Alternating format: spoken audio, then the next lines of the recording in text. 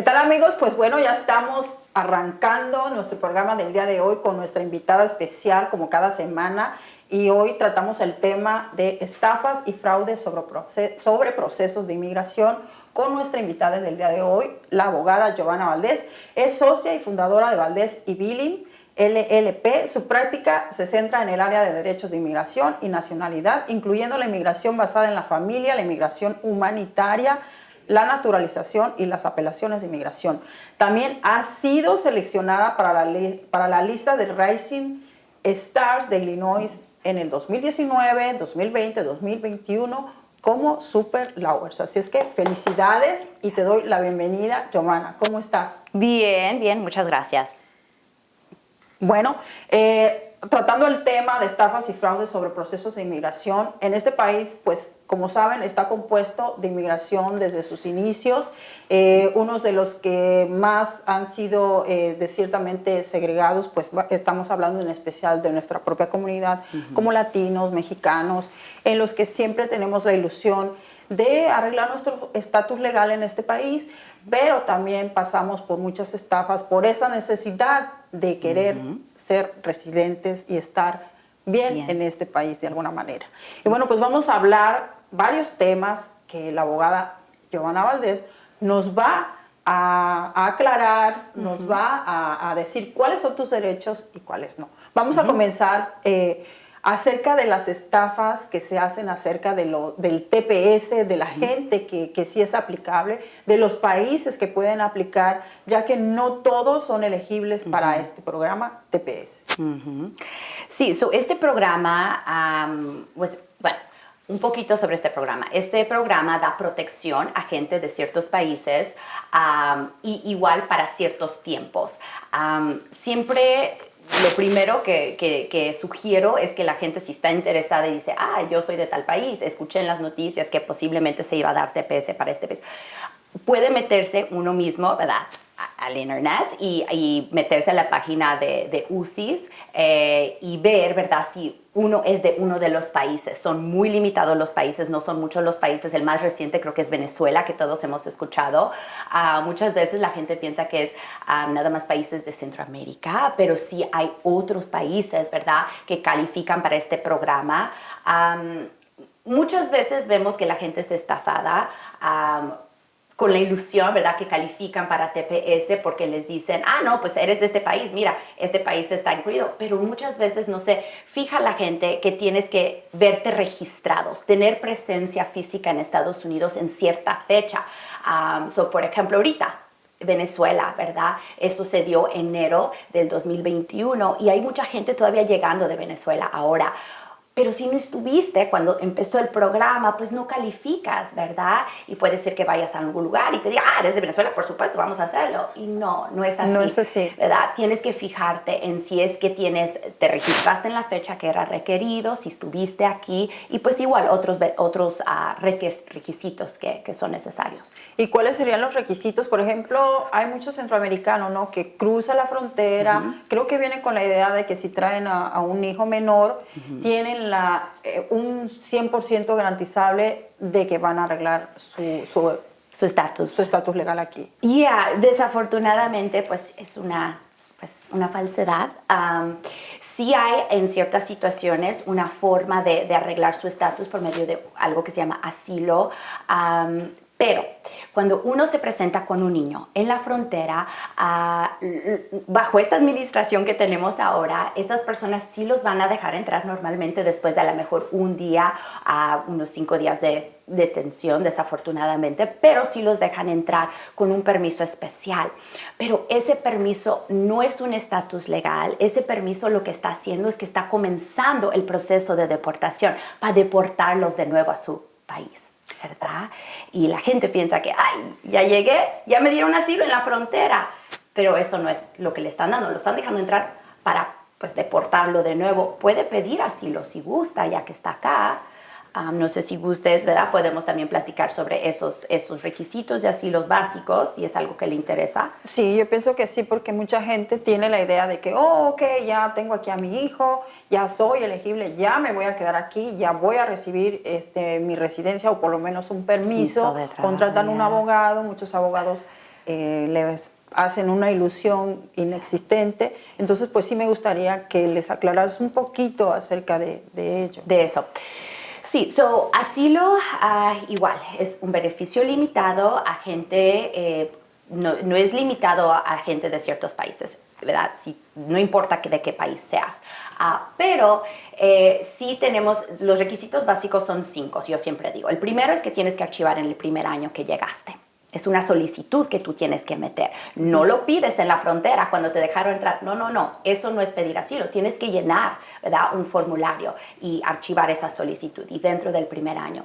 Lo siguiente es que tienes que comprobar que sufriste persecución en tu país. Y lo que tú sufriste, o sea, tiene que llegar al nivel de persecución. Ahora, si tú no sufriste persecución, entonces tienes que enseñar que tienes un miedo razonable de que vas a sufrir persecución si te regresan a tu país. La siguiente cosa que tienes que enseñar es que la persecución que tú sufriste fue hecha por el gobierno de tu país. Ese es algo que la gente a veces no entiende. Dice, no, pues que las pandillas, No. La persecución tiene que haber sido por el gobierno de tu país. Ahora, si no fue por el gobierno, tiene que ser un grupo asociado con el gobierno o si no, un grupo que el gobierno de tu país no puede o no quiere controlar. Allí a veces, ¿verdad?, es donde entran estos de las pandillas, ¿verdad? A veces en muchos países están asociados con las mismas autoridades. Entonces ahí es donde tratamos de hacer esos argumentos, pero les repito, tiene que ser persecución del gobierno o de algún grupo asociado con el gobierno o que el gobierno no puede controlar. Y aquí el requisito creo que más importante donde la mayoría de estos casos se deshacen es que la persecución tiene que haber sido por una de las 5 razones protegidas. El gobierno nada más protege a gente en 5 categorías.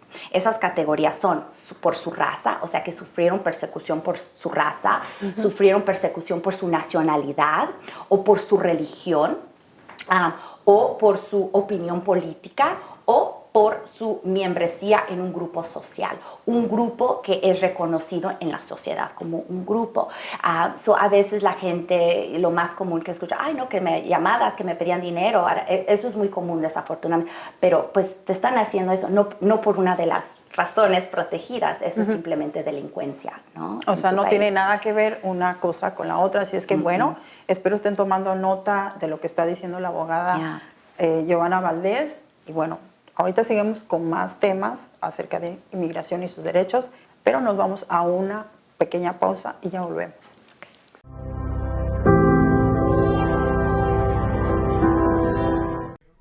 En este mundo en el que vivimos, de pronto resulta muy complicado aguantarles el paso a los niños. Todo lo quieren saber y nosotros no queremos exponerlos a situaciones que los dañen o que promuevan que dejen de ser niños más rápido. Pero resulta que todo preguntan y de todo se quieren enterar. Entonces, en ocasiones, preguntan cosas para las cuales no tenemos la respuesta y puede tratarse de cualquier tema, desde un ¿por qué papá y tú están peleando todo el tiempo? Hasta ¿cómo nacen los bebés?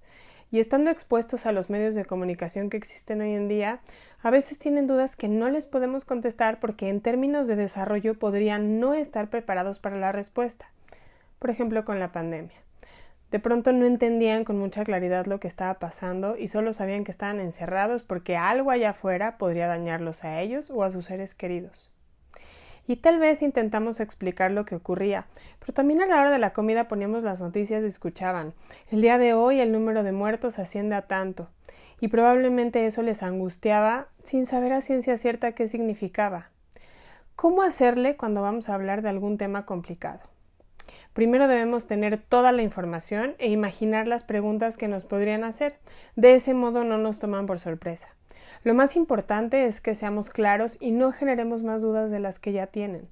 Por otro lado, es necesario que nos planteemos con anticipación qué es lo que queremos transmitir y cuál es nuestro objetivo. No necesitamos dar información para la que no están preparados. Sucede con los niños que cuando les explicamos algo que todavía no son capaces de abstraer, lejos de quedarse tranquilos, se angustian aún más y replican la información en espacios en los que tal vez no es adecuado. Por ejemplo, cuando hablamos de sexualidad y no adaptamos esa explicación a su edad, es probable que lo hablen con sus amigos y lo siguiente que vamos a tener que enfrentar es a los papás de los amiguitos de su salón furiosos por una conversación que está fuera de contexto. Entonces definamos en pareja qué queremos que sepan, cuáles son nuestras posturas y de acuerdo con su edad permitamos que vayan formando su propia opinión. Es fundamental proveerles de información porque somos el canal a través del cual conocen el mundo. Es inútil ocultar temas como el aborto, como la diversidad sexual, etc., pero reflexionemos cómo lo transmitimos, siempre tomando en cuenta la clase de personas en las que queremos que se conviertan nuestros pequeñitos.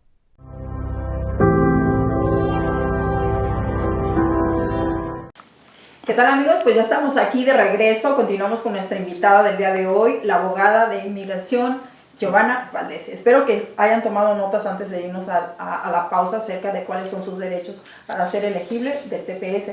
Y continuamos con otro tema, bueno, obviamente relacionado siempre a inmigración, porque ese es nuestro tema del día de hoy. Y me gustaría que nos hablaras acerca de las visas de turista y de la lotería de visas. ¿Cuál es la diferencia? ¿Cómo es que la gente puede ser elegible también para este tipo de visas y poder viajar? O bien, me gustaría que especificaras un poquito más acerca de las visas de lotería. No sé, como que ahí a veces la gente se confunde. Sí, ok, so empezamos con las visas de lotería. Las visas de lotería igual son muy limitadas. Van a ver este tema en todo este programa, que inmigración es muy limitado, ¿verdad? Las visas de lotería es limitado para gente de ciertos países nada más. Creo que lo primero que yo sugiero, si es que la gente está interesada en saber, yo califico para aplicar, igual siempre digo, tratar de informarse si su país de origen es uno de los países que está en la lista. El ejemplo más grande, si uno es de México o Canadá, no califica.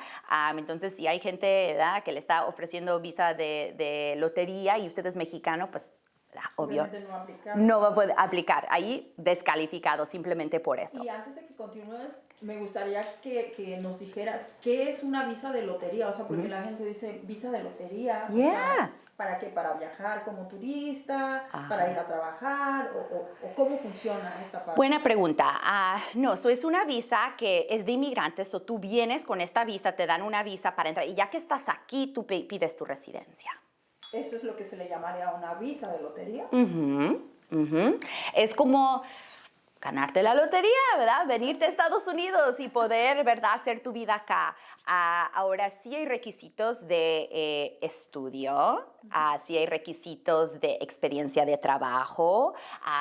Simplemente ser de estos países no te califica. Ellos tienen sus requisitos de quién quieren traer, ¿verdad? Sí tienen ellos, como les repito, ¿verdad?, cierto estudio que necesita uno tener y también experiencia en ciertos trabajos. O sea, más que nada es para venir a trabajar profesionalmente. No necesariamente profesional, ¿verdad? Dependiendo de en qué rama uno trabaja en su país, creo que puedes tratar de hacerte caber en uno de los tipos de trabajos, ¿verdad?, que calificarían para una visa de lotería. Y que México no está en la lista. Desafortunadamente no. Tanto profesional que en México. ¿Verdad? Y estas visas de lotería están basadas en la cantidad de gente que trata de inmigrar de cada país. Obvio, entre menos gente trata de inmigrar de ese país, pues ofrecen, ¿verdad?, visas de lotería. México tiene mucha gente que trata de inmigrar, entonces les han cortado ese beneficio. ¿Y cuál es la visa de turista? La visa de turista, le decimos la B2, B1, y esa visa la puede pedir uno por 5 años, por 1 año o por 10 años. Los cónsuls en las embajadas son los que deciden cuánto tiempo te la dan. Esta visa es para viajar a Estados Unidos, no es para trabajar, no es para vivir, no es para traerte a la familia, es para viajar de turista o de negocio y luego regresarte. ¿Y quiénes son elegibles para este tipo de visa? Bueno, lo que ellos están viendo son, yo diría, 2 cosas, es el enfoque. Lo primero es si es que la persona tiene lazos, raíces a su país de origen. Quieren asegurar que si te dan esta visa te vas a regresar, ¿verdad? Eso es lo primero. Si es que tú tienes, pues sí, lazos, propiedades, trabajo en México. Un ejemplo, México, yo trabajo mucho con el mexicano.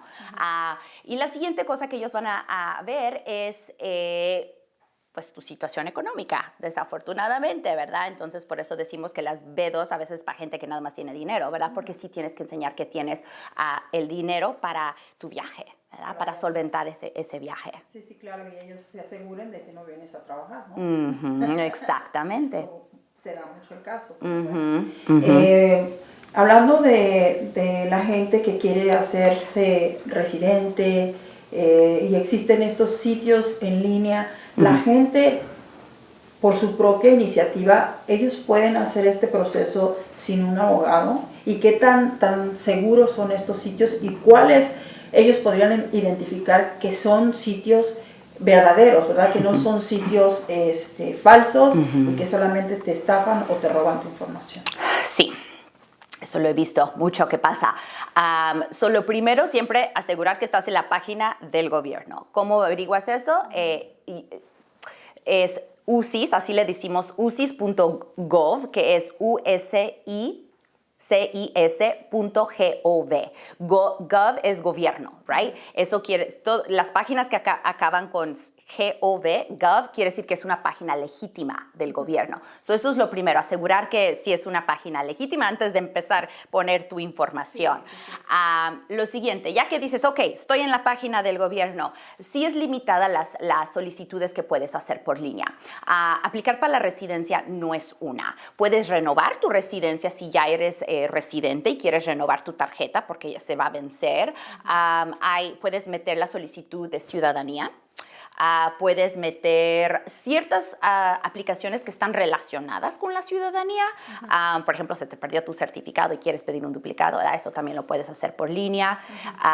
Pero la mayoría todavía es por papel. O sea, así que presten mucha atención antes de dar su información y de también dar su dinero, porque pues me imagino que habrá tarifas ahí donde tengas que dar para que haga un proceso. Sí. Y por favor, asegurar, ¿verdad?, que la página en la que están acaba con GOV.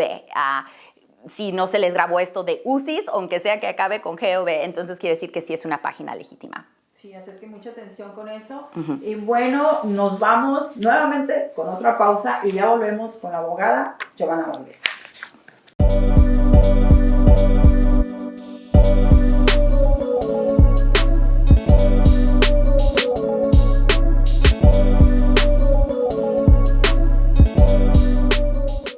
¿Qué tal? Bienvenidos una vez más a su espacio Sexualidad y Confianza. Seguramente tienes un familiar, una amiga, una prima que en algún momento de la vida ha dicho, es que yo siempre atraigo el mismo tipo de personas, patán, mujeriego, conflictivo.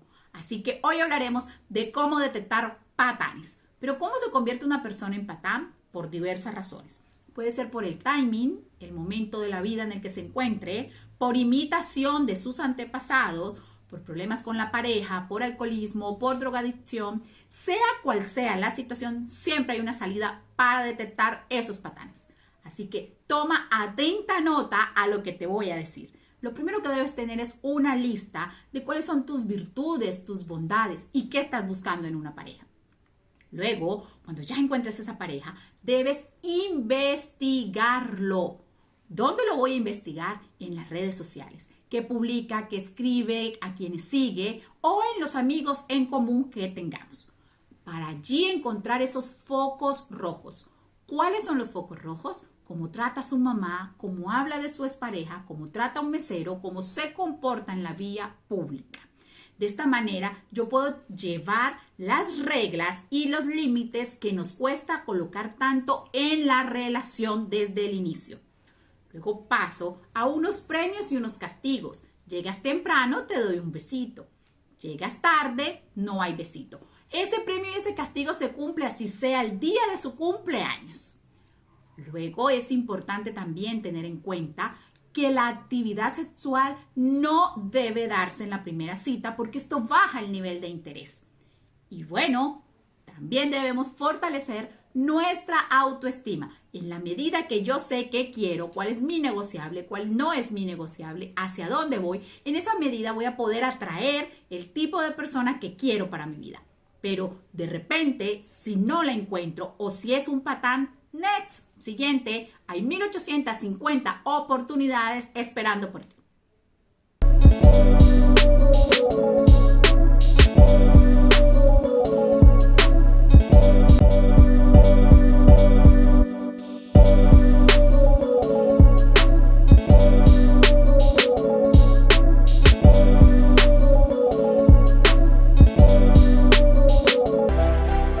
¿Qué tal, amigos? Pues ya estamos en nuestro último y tercer segmento con el tema de hoy, estafas y fraudes sobre procesos de inmigración, con nuestra abogada del día de hoy, Giovanna Valdés.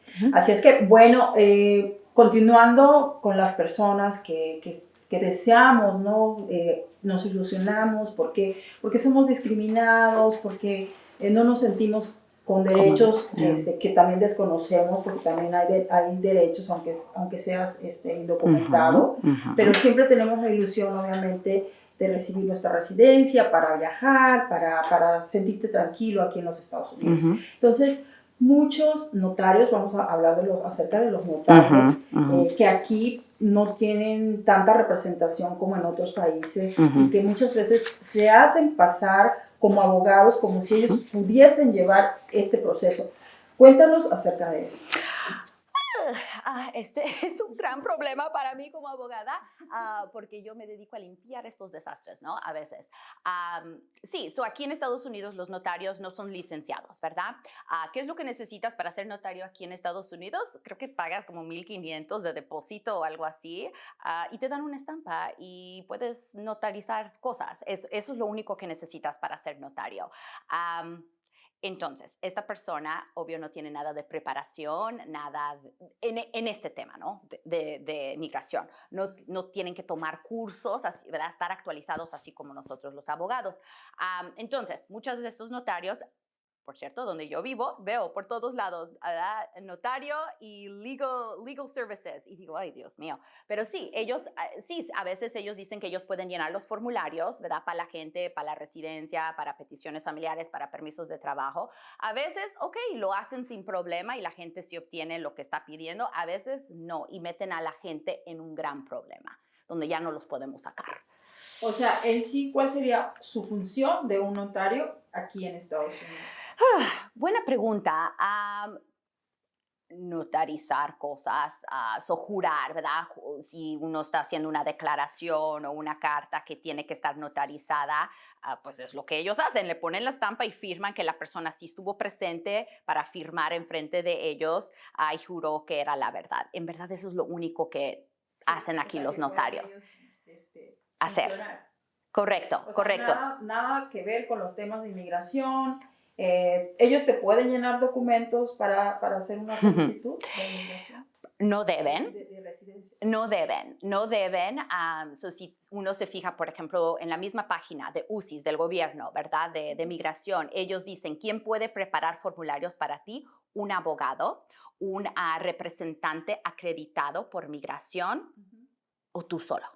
O sea, lo puedes hacer tú solo si tienes el conocimiento de qué es lo que vas a decir allí. También te puede comprometer muchas cosas. Y ¿verdad? El mismo, en la página del gobierno de migración, obvio, ellos también ven esto a cada rato, dicen, por favor, no vaya con un notario a llenar su papeleo.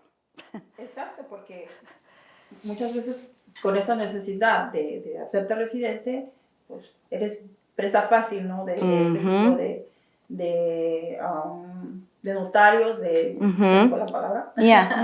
Y bueno, continuando acerca de la conducta moral antes de hacerte residente,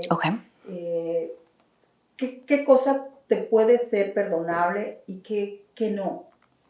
Porque muchas veces, pues bueno, pasamos por DUIs, pasamos por robos, pasamos por ciertos tipos de felonías que muchas veces te dicen que no eres aplicable. ¿Qué se puede considerar un perdón? Hay diferentes perdones, ¿verdad? A lo que tú te vas es a lo mejor condenas, ¿verdad? Gente que tiene ciertas condenas o a veces simplemente arrestos, a veces eres arrestado pero no eres condenado. Las condenas normalmente esto es lo que va a afectar tu carácter moral. Un arresto normalmente no, dependiendo qué tan grave, ¿verdad?, fue el crimen por cual fuiste arrestado, pero normalmente un arresto no va a ser un problema. Lo que sí vas a necesitar un perdón es para una condena, pero no todas las condenas. Normalmente, delitos menores que no sean felonía no es requerido. Normalmente un perdón en general. Ahora, ya si tienes 2, ¿verdad?, crímenes menores, a lo mejor, dependiendo de qué tipo de crimen es, a lo mejor sí necesitas un perdón. Felonías,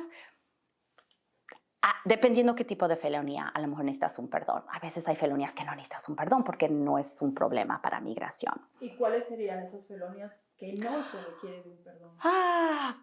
Buena pregunta. Una felonía, por ejemplo, de manejar sin licencia. ¿Verdad? Hay nivel de felonía, ya que te agarraron unas 10 veces o algo así, ¿no? A veces te pueden poner felonía. Eso no necesitas un perdón para eso. Por ejemplo, si te encontraron con varios ya DUIs que les llaman, o sea, bajo la influencia de alcohol, Ajá. puede ser todavía aplicable para una residencia y no requerible un perdón. Correcto. Puedes tener... No se requiere un perdón. Si tú tienes una felonía, DUI, no requieres un perdón. Y por ejemplo, cometiste un robo, ¿no? Ok. También necesitas un perdón, porque hay muchos abogados, déjame especificarlo. Sí, dime. Hay muchos abogados que bajo estas circunstancias sacan provecho de la persona, haciéndole saber que necesitan otro proceso y necesitan dar mucho más dinero. Y la gente cae muy fácil porque no tiene el conocimiento suficiente y porque se siente culpable, porque ya pasó por un proceso de corte en donde también le hicieron ver como culpable, entonces se aprovechan de estas circunstancias. Si es un robo menor, no necesitas un perdón. Si es un robo de felonía, sí necesitas un perdón. ¿Cuál sería considerable una felonía, o sea, mayor? O sea, normalmente, y tuviera que ver la ley de Illinois, y depende de qué estado, ¿verdad?, pero dependiendo de la cantidad del robo, es lo que lo va a hacer felonía. Si robaste $1,000 o algo así, ¿no?, a lo mejor pues va a ser un nivel de felonía y entonces sí necesitarías un perdón. Y definitivamente las personas que son, no recuerdo la palabra correcta, pero, o sea, que asesinan, matan, o sea, eso definitivamente ni califican y tampoco... Esas personas yo diría que no califican. Sí, me siento segura diciendo que no calificarían. Supongo si fuiste arrestado y no fuiste encontrado culpable, podemos platicar y ver qué podemos hacer porque no tienes una condena. Y los que son acusados de violencia doméstica y fueron condenados. Dependiendo de qué nivel de violencia doméstica, pero si fue una, no necesitas un perdón. Así es que muchísimas gracias a Giovanna Valdés, socia y fundadora de Valdés y Billy. Gracias por habernos acompañado el día de hoy en este tema de estafas y fraudes sobre procesos de inmigración. Muchas gracias. Para cualquier información la pueden contactar también en sus redes sociales o bien en su página como Giovanna Valdés. Muchísimas gracias.